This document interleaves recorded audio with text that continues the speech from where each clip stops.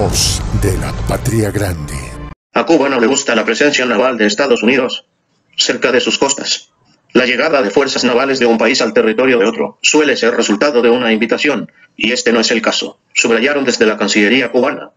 Las autoridades cubanas fueron informadas con antelación sobre la visita de un submarino de Estados Unidos a la bahía de Guantánamo, realizada en medio de la llegada de un destacamento naval ruso al puerto de La Habana, afirmó el viceministro de la Cancillería cubana, Carlos Fernández de Cosío Domínguez, señalando que no les gusta este comportamiento de Washington. Conocíamos de su presencia, pues conforme a procedimientos que hemos seguido desde hace años, Estados Unidos nos informó con antelación, pero evidentemente no nos gusta la presencia en nuestro territorio y transitando por nuestras aguas de un medio de esa naturaleza, perteneciente a una potencia que mantiene una política oficial y práctica que es hostil contra Cuba, expresó. Señaló que las visitas de las fuerzas navales a un país suelen ser resultado de una invitación, y este no es el caso. En este contexto, destacó el carácter ilegal e inaceptable de la ocupación por Washington de una parte del territorio cubano.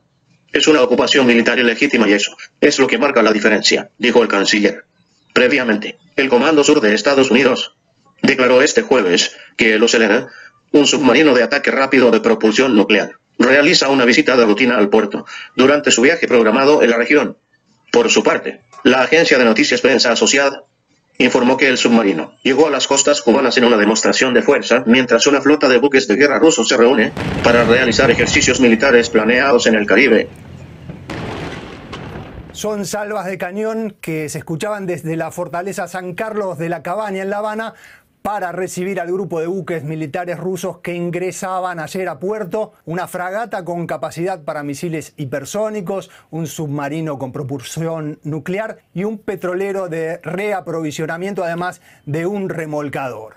Jesús Núñez Villaverde, que es codirector del Instituto de Estudios sobre Conflictos y Acción Humanitaria con sede en Madrid. Y también tenemos a Ricardo Marquina, periodista y documentalista. Véanlo en sus redes sociales, vale la pena lo que hace como documentalista, y además vive o vivió en Moscú y fue corresponsal tanto de Deutsche Welle como de otros medios.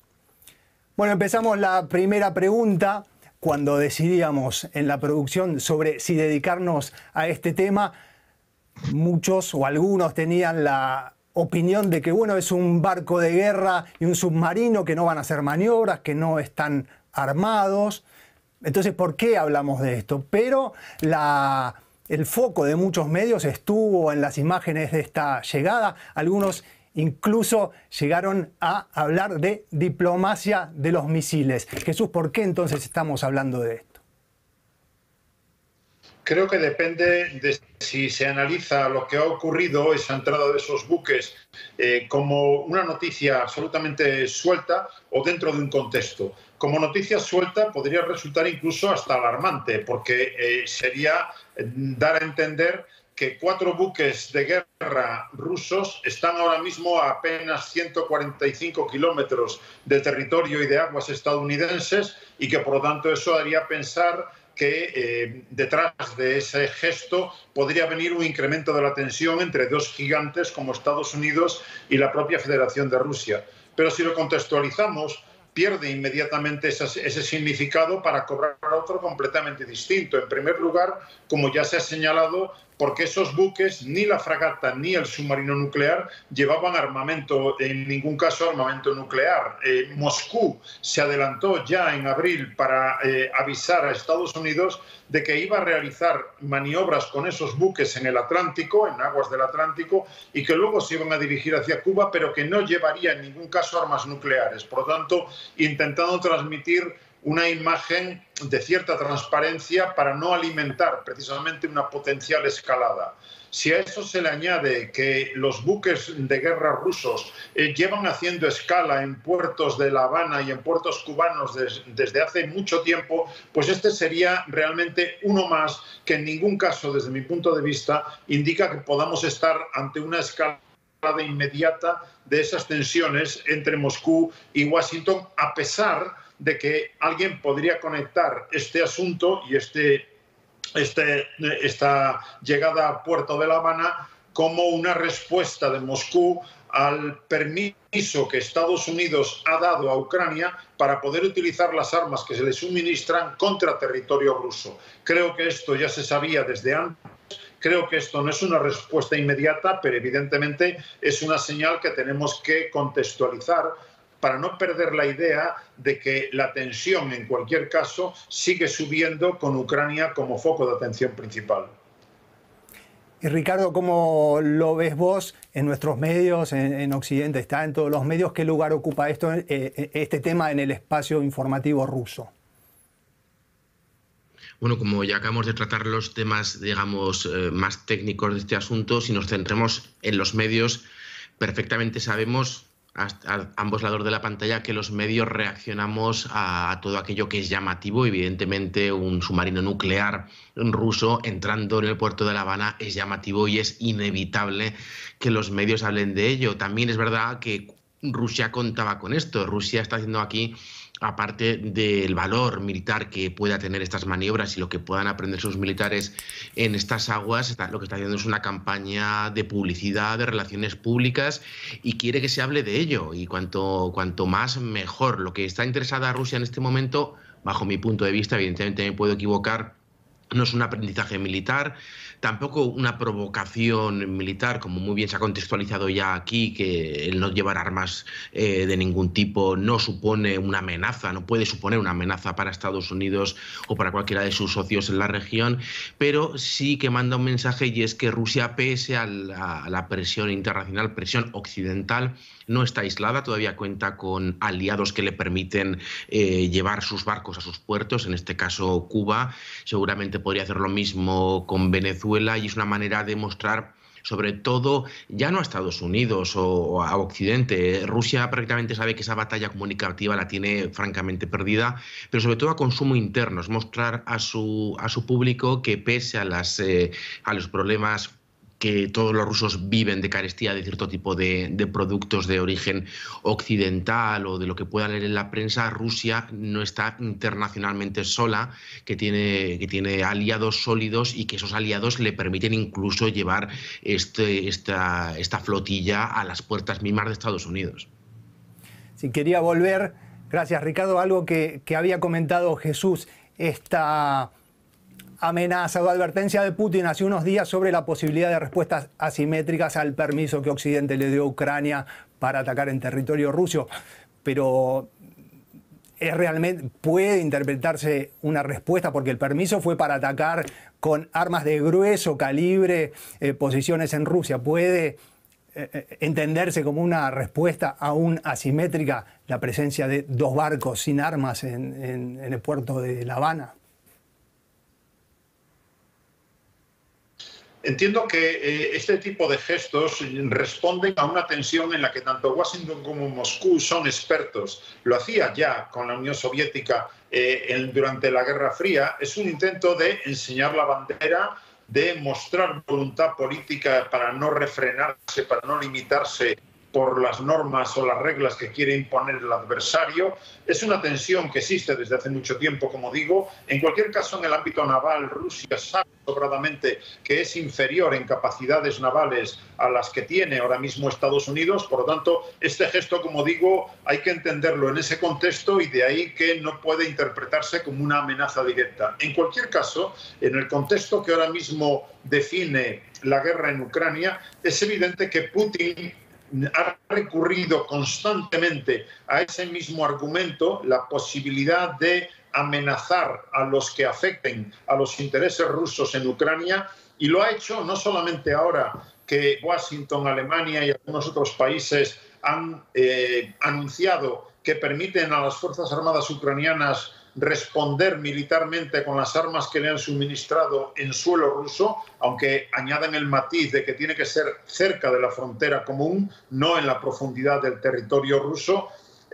Fue lo mismo que ya se dijo cuando se le empezaron a entregar carros de combate, cuando se le empezó a entregar munición de artillería de 155 milímetros o algunos de los misiles de largo alcance con alta precisión. Y sin embargo, lo que hemos visto es que Rusia hasta ahora mismo no ha materializado en ningún caso esas amenazas. Moscú sigue adelante con su plan militar, intentando ahora mismo multiplicar los frentes en la primera línea de batalla, avanzando incluso no solamente en el Donbass, sino también en la zona de Kharkov. Y por lo tanto, desde ese punto de vista, Moscú muestra una dinámica que implica el intento de prolongar el conflicto sine die, entendiendo que de ese modo puede hacer valer su superioridad demográfica, industrial y económica frente a una Ucrania que depende vitalmente de los suministros occidentales. Pero insisto, no parece que Rusia, en términos de probabilidad, no parece que lo más probable ahora mismo sea que Rusia quiera golpear en algún país de la OTAN o amenazar directamente a Estados Unidos. Sabe que está prácticamente al límite de sus fuerzas y que no tiene capacidad para ir mucho más allá. Y por supuesto, los medios fascinados con la idea de tener titulares como regreso a la Guerra Fría, diplomacia de los misiles por este episodio de ayer y de estos días. Estados Unidos dice que esto no le preocupa. Seguimos de cerca los movimientos de los buques rusos en la región. No nos sorprende su presencia, ya que este tipo de escalas son habituales y se han producido bajo diferentes gobiernos. Como siempre, vigilaremos de cerca cualquier embarcación extranjera que opere cerca de nuestras aguas territoriales. Aunque nos tomamos estos ejercicios en serio, no representan ninguna amenaza para Estados Unidos. Bueno, la vocera del Pentágono resumía bien lo que nos contaban Jesús y Ricardo. ¿A Estados Unidos no le preocupa? ¿Es así, Jesús? Evidentemente le preocupa cualquier movimiento que hace una potencia militar como la rusa, que es la primera potencia nuclear del planeta y que sigue teniendo medios para poder navegar por los mares y océanos del planeta, evidentemente le preocupa, y de ahí la vigilancia estrecha que tiene sobre las actividades que realiza. Lo ha hecho durante las maniobras que esos buques han llevado a cabo en aguas del Atlántico, lo han hecho cuando se han acercado a Florida en dirección hacia La Habana, junto con Canadá, que también ha desplegado medios militares, aviones y buques para hacer un seguimiento de esa flotilla. Pero, una vez más, ahí es donde encontramos el límite. Preocupación no significa poner en marcha una dinámica que tampoco por parte de Washington interesa para tensar más las relaciones, que ya son claramente tensas desde hace mucho tiempo, con Moscú. Creo que es un episodio que, además, recordemos, esos 4 buques van a estar 4 días en La Habana sin realizar ningún tipo de actividad, solamente es una visita diplomática, porque en mucho tiempo Ricardo se dirijan a Venezuela, pero nada de eso supone, insisto, un incremento de la tensión. Bien, y dejemos por un minuto la relación entre Washington y Moscú y vamos a la relación Rusia-Cuba, que de esto se trata estos días. Además, porque la flotilla llega con el canciller cubano en Moscú, reunido con Sergei Lavrov. Es una relación que se revitalizó en los últimos años en una versión postcomunista, postcastrista. No es lo mismo que la vieja relación de la Guerra Fría. ¿Cuáles son los vectores para ustedes que definen esta relación, Ricardo? Bueno, yo no soy un especialista ni de lejos, ni pretendo serlo sobre el tema, sobre la política interna cubana, pero entiendo que por parte cubana hay cierta nostalgia o quizás desconocimiento de lo que es Rusia, y hay un vector todavía, digamos, ideológico, ¿no? Hay como una parte de la izquierda internacional suele mirar con simpatías a Rusia, pese a ser Rusia un país ultraconservador, a veces realmente muy escorado a la derecha o incluso a la extrema derecha en muchas de sus políticas internas, pero para Cuba pues sigue habiendo ese vector quizás ideológico. Evidentemente para Rusia no, Rusia es un país ultraconservador en lo político, liberal en lo económico, hay un capitalismo de Estado si lo queremos ver, pero no es un país comunista. Y su relación con Cuba es básicamente lo que hemos nombrado antes, la necesidad del país de tener aliados, sean los que sean. A Rusia le viene bien ahora mismo Cuba, Venezuela, Irán, Corea del del Norte o Nauru, cualquier país que sea capaz de votar a su favor en las resoluciones de las Naciones Unidas, pues será más que bienvenido en Moscú, con flores, con visitas, con restaurantes, con lo que sea menester. Rusia está muy necesitada de ese apoyo internacional, pero no hay un vector ideológico, como muy bien apuntabas, que sí que había en la Unión Soviética, que era esa fraternidad socialista. Ahora mismo no puede haberlo. Rusia es un país ultraconservador que encierra a los comunistas, que encierra a los socialistas de verdad. Las cárceles rusas están llenas de presos políticos, muchos de ellos son comunistas, y no puede haber una afinidad ideológica. Esto a Moscú le da igual, porque es capaz de tener amistad eterna con China y con Irán, con países con políticas tan divergentes, y también se llevaba bien incluso con el Brasil de Bolsonaro, y se lleva bien ahora mismo con el Brasil de Lula. La ideología no es para Rusia un impedimento, una barrera o un motivo por el que acercarse a un país. Bueno, hay muchos que también reclaman que potencias occidentales tengan una visión también pragmática de las relaciones internacionales, o por lo menos en el discurso. Pero vuelvo a Jesús y quería preguntarte sobre otros factores que veas de la relación entre Cuba y Rusia. Bueno, básicamente yo creo que a pesar de esa notabilísima diferencia ideológica que ya se ha señalado, hay que entender que ahora mismo para Rusia lo fundamental es efectivamente dar la sensación de que no está sola en el mundo, de que tiene aliados, de que tiene clientes y socios en diferentes rincones del planeta. Da igual efectivamente cuál sea su alineamiento político e ideológico. Por tanto, desde mi punto de vista, Cuba es uno más de los que le permite jugar de esa manera, mostrando que tiene interlocución con muchos otros regímenes y gobiernos en el mundo.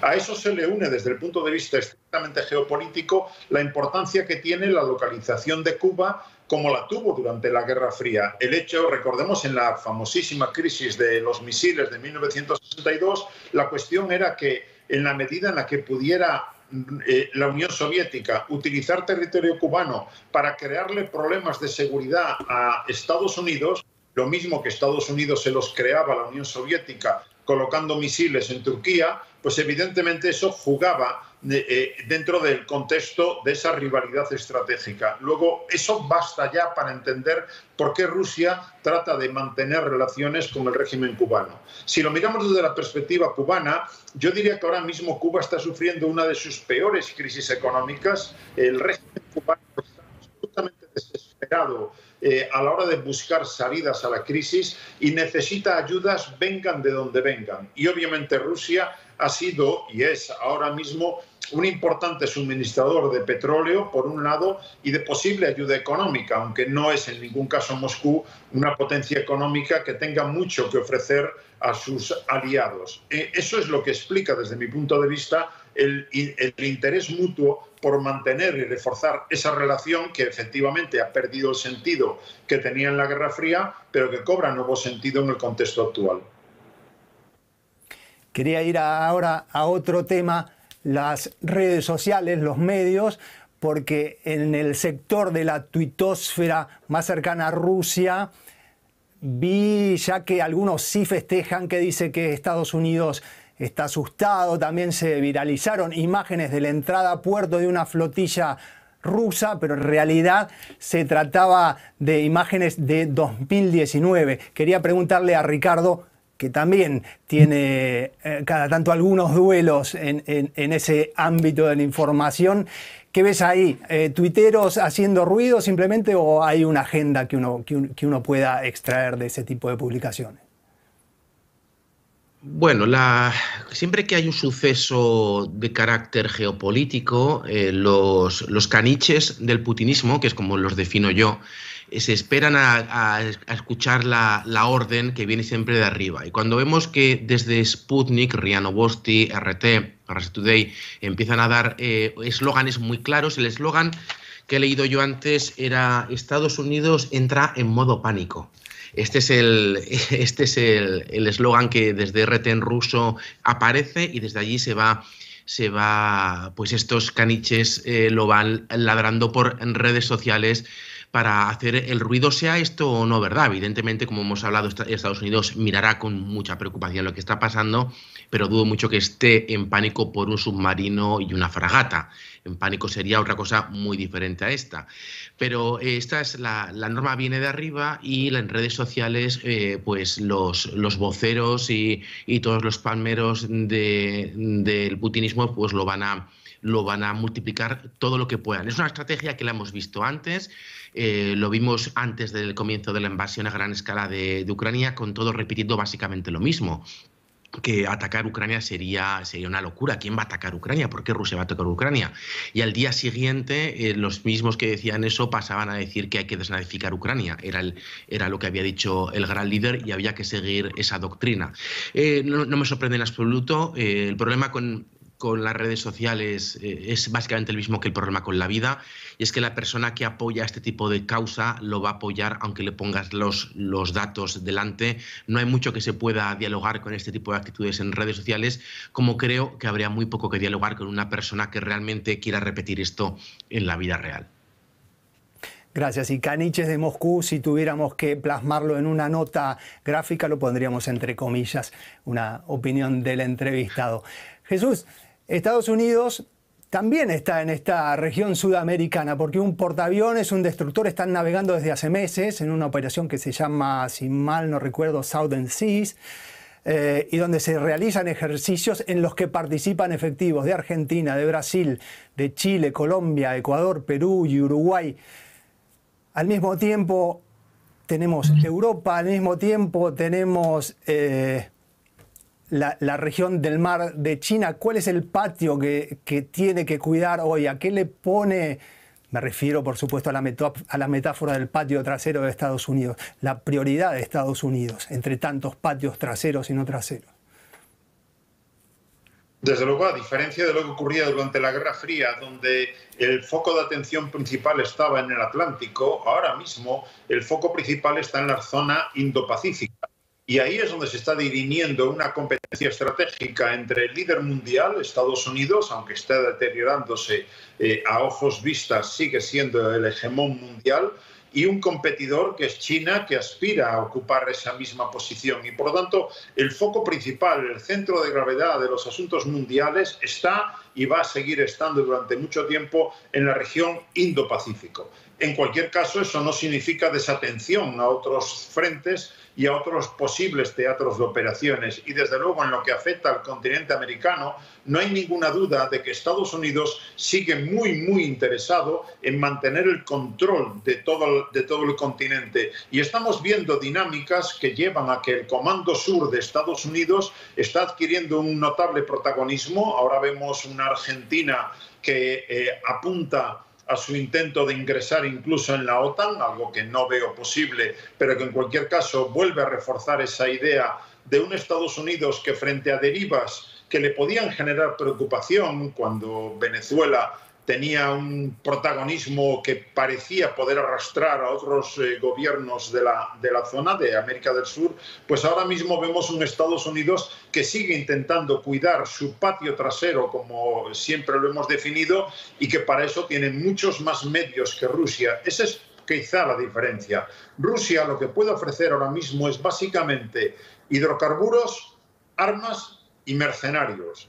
Estados Unidos puede ofrecer mucho más. Tiene una economía mucho más diversificada, tiene una capacidad, por lo tanto, de convencer a otros interlocutores, a otros gobiernos, para que se acerquen más a Washington que a Moscú, sencillamente porque tiene más capacidades, multiplica esas capacidades en muchos ámbitos para poder atraer a esos aliados, a esos socios y a esos clientes. Pero no podemos olvidar que, en cualquier caso, ese monopolio que tiene Estados Unidos en el continente americano va a intentar ser contestado tanto por Rusia, en la medida que pueda, como de manera cada vez más creciente por la propia China, utilizando también el potencial económico que le hace atractivo a muchos gobiernos sudamericanos. Claro que Rusia, junto a China como eje, los dos sí pueden ofrecer más que solo hidrocarburos, armas y mercenarios. Quería hacerle tal vez la última pregunta. Si está mal, me lo corrigen, pero por lo que se lee en los medios, y no solamente en los medios rusos, ni tampoco en los alternativos occidentales, sino en lo que se llama el mainstream, Rusia, con pérdidas humanas y materiales catastróficas, está ganando esta guerra. Por otro lado, no está aislada como se pensaba y como también ustedes lo dijeron, y además está compensando, o por lo menos eso parece, el efecto de las sanciones. La pregunta sí es si en esta situación el país se siente más poderoso, se anima a más.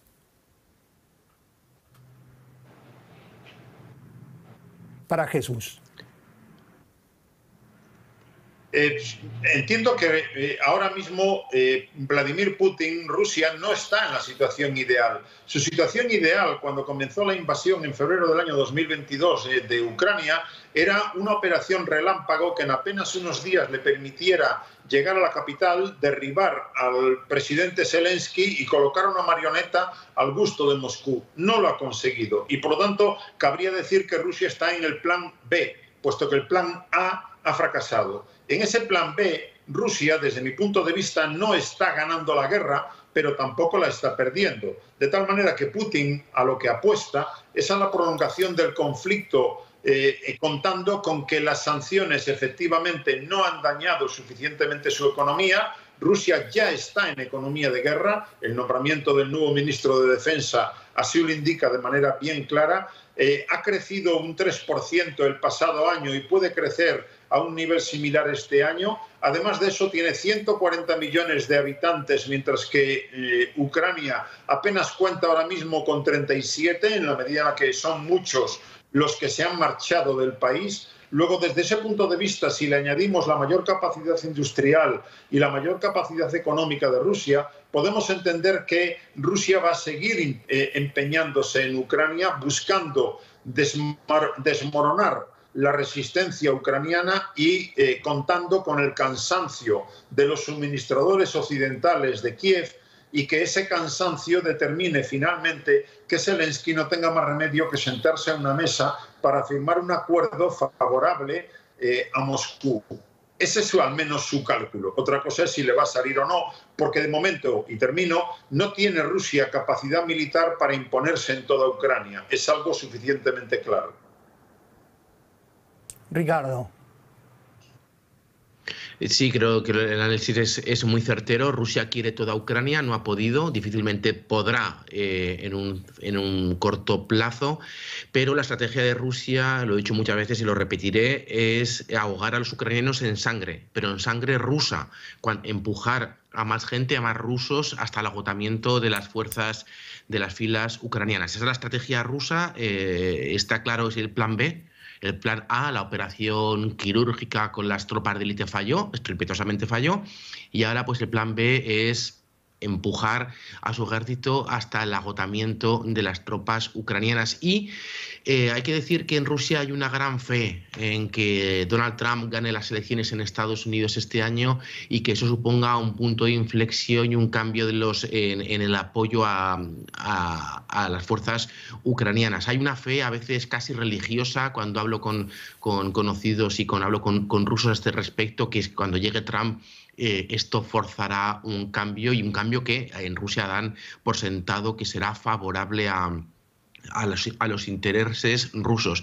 En cuanto, volviendo al tema de las sanciones que no funcionan y la economía de guerra, es verdad, Rusia está en economía de guerra y eso es precisamente lo que puede explicar las cifras de crecimiento, porque Rusia está poniendo muchísima gente a trabajar, muchísimo dinero del Estado, dinero público, en fabricar armamento y en pertrechos para la guerra, y eso explica este crecimiento.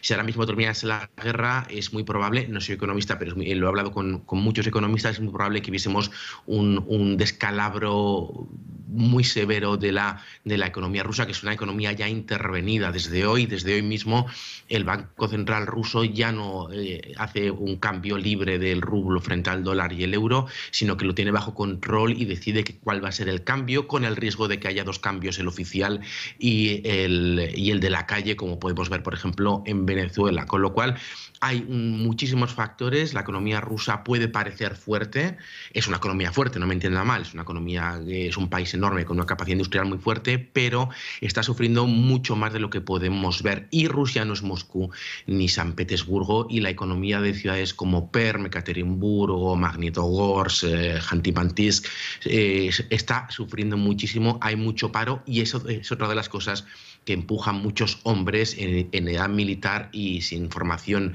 académica o profesional para sumarse a las filas del ejército. Es una rueda de hámster, si lo queremos ver, que justifica la economía y por qué muchos hombres están acudiendo a la guerra. Pero ¿Rusia está ganando la guerra? ¿La está perdiendo? Rusia está aguantando muy bien, porque por un momento parecía, cuando las tropas ucranianas retomaron Kherson, que Rusia iba a retirarse de ciertas partes importantes del país. No es así. La voluntad, al menos de las autoridades rusas, es seguir conquistando seguramente todo Donbass y Odessa, y yo apuesto a que ese va a ser su intento de llegar a unir Rusia con Transnistria, con Piednestrovia, con la República Separatista de Moldavia, desde allí a la Rusia que llamaríamos continental, hasta Rostov del Don. Me quedaría media hora más con Jesús Núñez Villaverde y con Ricardo Marquina, pero tenemos que cerrar acá el programa. Les agradezco muchísimo por participar y hasta una próxima ocasión. Muchas gracias. A ustedes. Un placer, hasta la próxima. Voz de la Patria Grande.